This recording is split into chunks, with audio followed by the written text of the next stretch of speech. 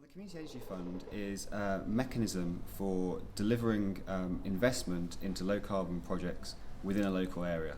And the concept of the Community Energy Fund has become interesting, particularly because of zero carbon policy and the allowable solutions part of zero carbon policy. Developers in the future... This is housing developers, isn't it? Housing developers first from 2016 when the zero carbon homes policy comes into force, and then also developers of non-domestic buildings from 2019 onwards on the current timetable. As part of meeting zero carbon policy, developers will have to achieve a certain amount of CO2 reduction on site, but there'll be another chunk of CO2 reduction that they can meet by investing in what's known as allowable solutions. And these are projects that could be on site, but they could be near site or they could be remote from the development. The Community Energy Fund is one possible kind of allowable solution. So a developer could say, I'm going to put my money, my investment into this fund, and by doing that I transfer the responsibility for that CO2 reduction to the fund.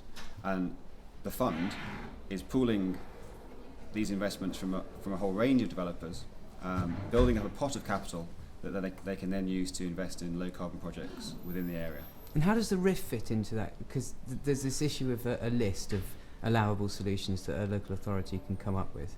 Well, the current framework for allowable solutions that has been put forward last year by the Zero Carbon Hub sets out a framework whereby the developer has a choice whether they want to put their money into a community energy fund or whether they make their own arrangements or invest in a private energy fund. The control that the local authority has is very contingent on them making a policy within their local plan. So the local authority needs to put in a local plan policy that defines a list of projects that are their priority list for allowable solutions investments.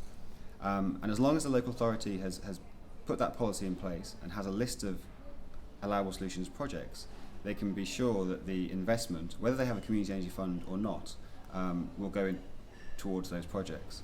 So the RIF, the Renewable Infrastructure Framework, is important as an evidence base to back up that list of projects.